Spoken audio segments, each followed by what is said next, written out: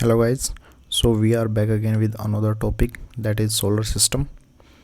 ठीक है, तो सोलर सिस्टम के अंदर स्टार्स, मिलियंस ऑफ स्टार्स हैं, प्लैनेट हैं. जब वो आपस में मिलते हैं तो एक गैलेक्सी बनाते हैं. ठीक है, और जब मिलियंस ऑफ गैलेक्सी आपस में मिलते हैं तो वो एक यूनिवर्स बनाते हैं. ठीक है, study of universe is known as cosmology. Okay, अब ओरिजिन एंड इवोल्यूशन की बात करें कि यूनिवर्स कैसे बना, तो that we all know is based on the big bang model और बिग बैंग थ्योरी. ठीक है, that is given by George Lemaitre in 1927. ठीक है, तो बिग बैंग थ्योरी एक तरह का क्या मॉडल था कि यूनिवर्स मतलब पूरा ब्रह्मांड अप्रोक्सीमेट 13.8 अरब साल पहले, ऐसा बिग बैंग थ्योरी मॉडल में बोला गया कि पूरा ब्रह्मांड एक था. ठीक है, फिर उसमें एक विस्फोट हुआ जिसका हर कण, हर पार्टिकल्स इधर उधर फैल गए, जिसकी वजह से आज जो हम यूनिवर्स देखते हैं वो सब उसकी वजह से हुआ. तो that was the basically big bang model.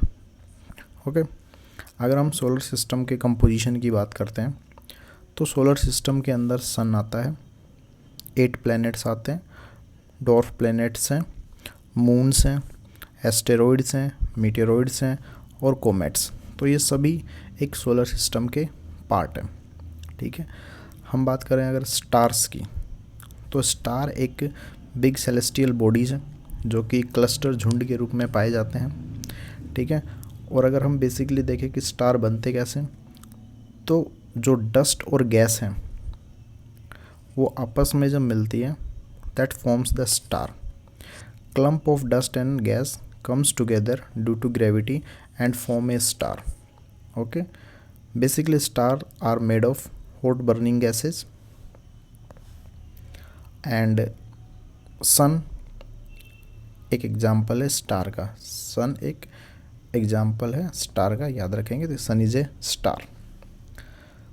Constellations की बात करते हैं तो जब ग्रुप ऑफ स्टार मिलते हैं तो एक कॉन्स्टिलेशन बनता है.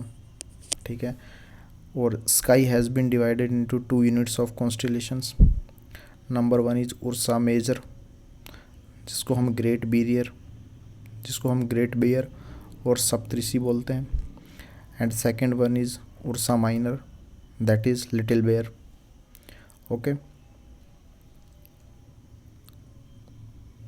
Next galaxies, the vast system of million of stars जब आपस में मिलते हैं तो हमने ऊपर देखा गैलेक्सीज बनते हैं. ठीक है, earth is a part of milky Way Galaxy. अगर क्वेश्चन पूछा जाता है कि अर्थ कौन से गैलेक्सी का पार्ट है, that is milky Way Galaxy. और अगर हम मिल्की वे गैलेक्सी के सबसे नियरेस्ट अनदर गैलेक्सी की बात कर रहे हैं, that is Andromeda, that is the nearest to the Milky Way galaxy. So Milky Way galaxy is basically where solar system and our Earth exist. Okay, and Moon is a satellite. Sun is a star and Moon is a satellite. Okay, तो planets की बात करें तो हमने ऊपर देखा है कि टोटल 8 planets हैं. Okay, mercury, Venus, earth, Mars, Jupiter, Saturn, Uranus and Neptune. अब हम देखें सन इधर है, मरकरी, वीनस, अर्थ, मार्स, ये सब के सब सॉलिड या जिसको हम टेरेस्ट्रियल भी बोल सकते हैं प्लैनेट्स हैं. और जुपिटर, सैटर्न, यूरेनस और नेपच्यून ये सब गैसियस हैं, गैस से बने हुए हैं, और इनको हम जोवियन प्लैनेट भी बोलते हैं. ओके, सो बारी बारी से हम थोड़ा बेसिक डिटेल्स देखते हैं. तो Mercury is the smallest and closest to sun. हमने देखा मरकरी सबसे क्लोज में है सन के, नो एटमॉस्फेयर, क्योंकि सन के बहुत क्लोज में है तो टेम्परेचर बहुत हाई होगा, तो एटमॉस्फेयर का वहाँ पे रहना तो बनता ही नहीं है. So basically Mercury is the smallest and where no atmosphere exist. Second is Venus. Venus is the brightest planet, hottest planet, and Venus is also known as Earth's twin or Lucifer. Lucifer means brighter. Okay, so Earth's twin and Lucifer, Venus को भी बोलते हैं. Number 3 is Earth, where we live, only planet with life N atmosphere, जहाँ पे ज़िंदगी है, जहाँ पे हम रह रहे हैं. Earth is rich in nitrogen 78%, oxygen 21% and water and other small gases. Next is Mars. Mars is known as a red planet. Okay, Mars is known as red planet. Jupiter. Jupiter अपने solar system का सबसे largest planet है और सभी planets के अपने moons हैं. ठीक है, तो जो जुपिटर है उसका लार्जेस्ट मून है गैनेमेड. याद रखेंगे, इंपॉर्टेंट एग्जाम पूछा जाता है कि लार्जेस्ट मून जुपिटर का. और जुपिटर के पास में second highest number of moons हैं. टोटल अभी तक एट प्रेजेंट 95 मून्स हैं जुपिटर के. स्ट्रॉन्ग मैग्नेटिक फील्ड है जुपिटर के पास में. तो जुपिटर लार्जेस्ट प्लैनेट है और उसके लार्जेस्ट मून की बात करें तो है Ganymede. Second highest number of moons हैं 95 हैं. तो सेकंड हाईएस्ट है तो फर्स्ट सबसे ज़्यादा मून्स किसके पास में, that is Saturn. Saturn is also known as rings, nons for rings. Okay, जैसा ही है इधर ये रिंग्स बनी हुई है सैटर्न के चारों तरफ. तो Saturn known for its rings. और इसका जो लार्जेस्ट मून है दैट इज़ टाइटन. और सबसे ज़्यादा नंबर ऑफ मून्स और नेचुरल सैटेलाइट जो हैं वो सैटर्न के पास में 146 कन्फर्म्ड मून्स हैं एट प्रेजेंट. ठीक है. Next is Uranus. Uranus is a ice giant, bluish due to methane gas. याद रखेंगे. Last one is Neptune. Neptune is the farthest and windiest. सबसे बहुत तेज़ हवाएं चलती हैं और सबसे दूर प्लैनेट है नेपच्यून. एक इम्पोर्टेंट चीज़ है इधर कि जैसे कि अभी हमने देखा कि जितने भी ऊपर प्लैनेट्स हैं सब में मून्स हैं. जैसे कि सैटर्न में सबसे ज़्यादा हैं 146 हैं, जुपिटर में सेकंड है 95 हैं. लेकिन मरकरी और वीनस दो ऐसे प्लैनेट हैं जिनके पास में कोई भी मून नहीं है, because they are so close to sun and its gravity. खुद सन के बहुत ज़्यादा पास में है. तो मरकरी और वीनस हम याद रखेंगे, दो प्लैनेट ऐसे हैं जिनका कोई भी अपना मून नहीं है. Neither mercury nor Venus has moon. तो ये बेसिकली अपने प्लैनेट्स की बात हो गई. प्लैनेट्स के अंदर हमने देख लिया कि ये 4 हैं. टेरेस्ट्रियल प्लैनेट है, ये गैसियस हैं, बीच में एस्ट्रॉयड बेल्ट है, ये क्यूपर बेल्ट है.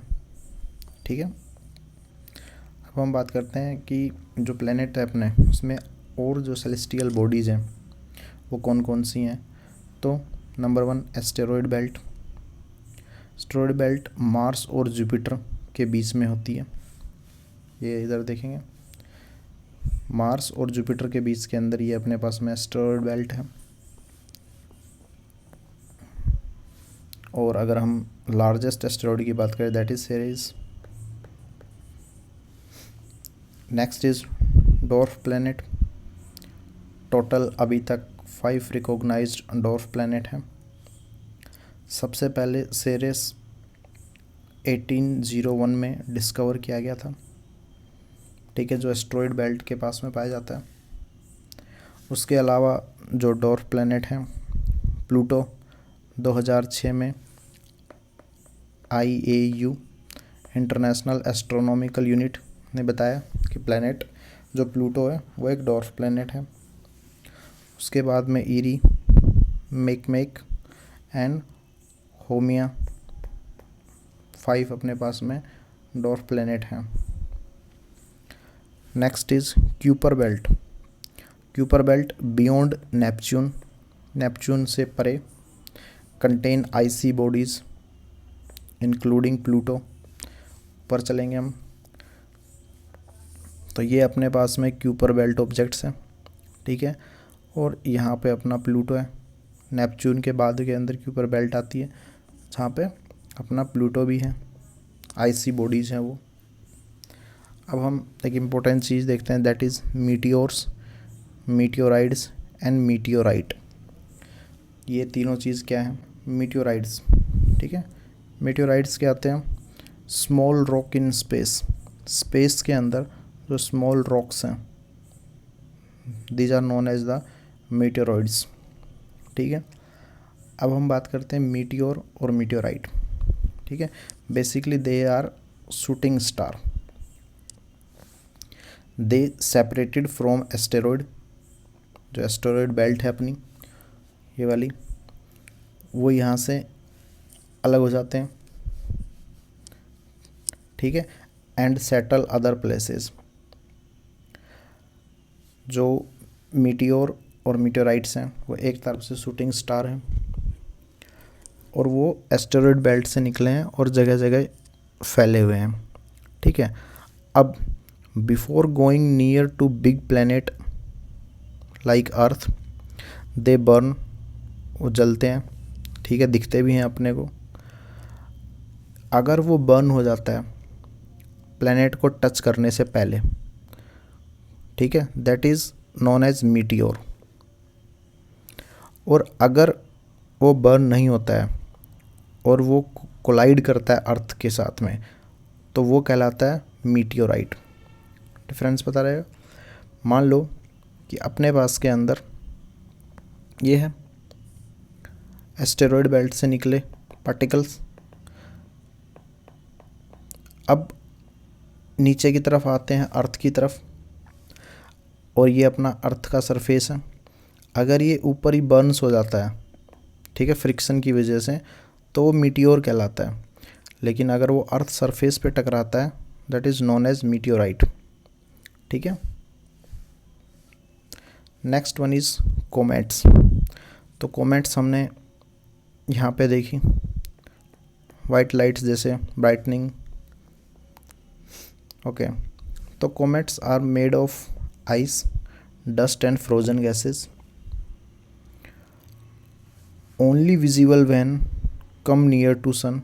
जब सन के पास में आते हैं तभी वो दिखाई पड़ती हैं, क्योंकि जब वो सन के पास में आता है तब क्या होता है, फ्रोजन जो गैसेज होती हैं वो मेल्ट हो जाती हैं, and gases along with dust, जो गैस हैं वो डस्ट के साथ में मिलके एक विजिबल वाइट टेल बनाती हैं। हमने देखा जो कोमेट्स हैं वो फ्रोजन गैसेज और मेड ऑफ आइस, लेकिन जब सूर्य के पास में आती हैं तो जो फ्रोजन गैसेज हैं वो मेल्ट हो जाती है और वो गैसेज डस्ट के साथ के अंदर एक विजिबल वाइट लाइट सी बनाती है, जैसे कि ये इसमें हम देख पा रहे हैं। एग्जाम्पल देखें हम, हेलिस कोमेट, ये एक शॉर्ट पीरियड कोमेट है, appears in every 76 years. Last बार ये 1986 में देखी गई थी। एक्सपेक्टेड है कि मिड टू 2061 के अंदर ये अगेन देखी जाए। तो बेसिकली हेलिस कोमेट जो है वो 75 to 76 ईयर्स में एक बार देखी जाती है। अब कुछ और इम्पोर्टेंट चीज़ मैं बताना चाहूँगा। Moon's nearest point to Earth, ये अर्थ और ये मून, तो moon's nearest place to Earth, moon का जो नियरेस्ट प्लेस है जो अर्थ के पास में है सबसे, that is known as perigee. Important question पूछा जाता है। और मून का जो सबसे दूर वाला पार्ट है अर्थ से, ठीक है, मून का जो सबसे दूर वाला पार्ट है अर्थ से, that is known as apogee. ये तो मून और सन, ये अर्थ की बात हो गई।